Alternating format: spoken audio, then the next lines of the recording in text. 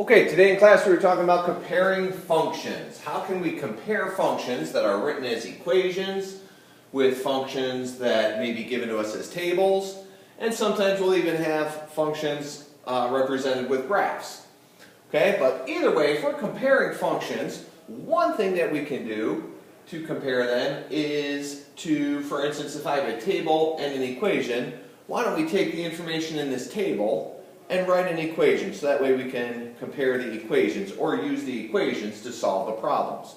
For instance, this information comes off of the first two problems on your homework tonight, where you're asked to find the maximum safe heart rate for a 70-year-old patient. And there's two different ways we could calculate the heart rates, or two different ways that doctors calculate heart rates.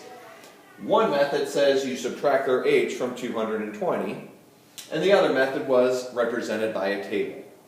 Well, obviously method one here is going to be easier to figure out the maximum heart rate for a 70-year-old. We can just plug in a 70 for the x. So with method one, we would say the maximum allowable heart rate is 220 minus the age, which we said was 70. And 220 minus 70 would be 150. So using method one, the maximum allowable heart rate was 150. Now, there's a couple different ways we could figure out the maximum allowable heart rate from the table. Probably the easiest would be to look for a pattern and to try and extend the table. Since we were talking about a 70-year-old, if you notice, our age goes up by 10. So if we extend the table and make the age 70, let's see what our heart rates are doing. Every time, it appears that they're going down by 7. So if we subtracted 7 here, using method 2, the maximum allowable heart rate for a 70-year-old would be 159 beats per minute. So that's actually the easiest way to come up with the answer for question number 1. Which method has the greater heart rate for a 70-year-old? It would be method 2. But the way we were shown how to do this in our book varies a little bit from what I just showed you. That's somewhat of a shortcut using pattern recognition. The other thing we could do with the data in this table to write an equation, we would find the slope of the line and then find the y-intercept, and then we could use that equation to find out the maximum allowable heart rate for a 70-year-old. Let me show you how to do that. It involves a little bit more work. First, finding the slope. Remember, slope of a line, change in y over change in x. So let's find, how much do these y values change right here? From 187 minus 180, well, that's a change of 7. And a change in x, 30 minus 40, gives me a change of negative 10. So my slope is negative 7/10. That's the slope of your line. So now we know slope-intercept form, y equals mx plus b. Well, if we have y equals mx plus b, and I'm looking to find the y-intercept now. I know my slope, m, is negative 0.7.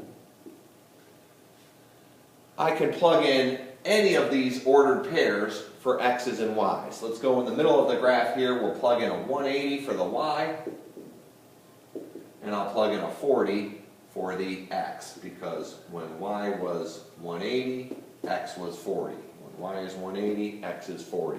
My slope is negative 7/10, and now I can solve for b. Negative 7/10 times 40 is negative 28. So I got 180 equals negative 28 plus b.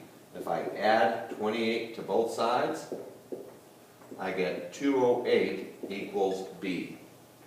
So there's my y-intercept, is 208. My slope is negative 7/10. So the equation that would represent the data modeled in this graph, or this table, is y equals negative 7/10 x plus 208. There's the equation that models that data. Now, if we were to take an age of 70 and plug it in for the x,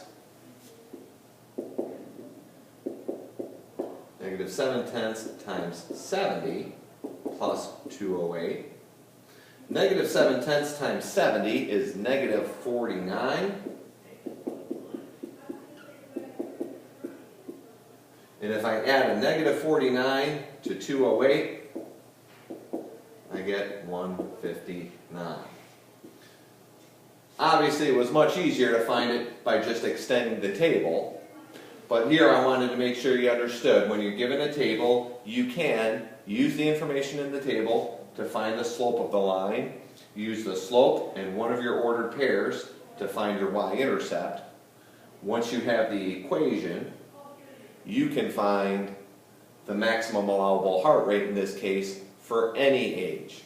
On this particular example, it was real easy for me to extend the table and just say a 70-year-old has a maximum allowable heart rate of 159. But if the question were asking me what's the maximum allowable heart rate for a 53-year-old, it wouldn't have been real easy to extend the table here. So the way we would find out for a 53-year-old would be to come up with the equation, plug in a 53 for x, and see what corresponding y value comes out. Okay, so in any case, you got an example there. That's your first two problems done. By the way, actually number 2 asked if these relationships were proportional. Remember, proportional relationships have a y-intercept of 0. They pass through the origin. And this one definitely does not have a y-intercept of 0. The y-intercept is 208. And up here, if you were to rewrite this equation in slope-intercept form, it would be y equals negative x plus 220. Those two are equivalent, but the y-intercept would be 220 there. So neither of these equations is proportional, and method 2 gives you the greatest heart rate for a 70-year-old. All right, practice up those other problems.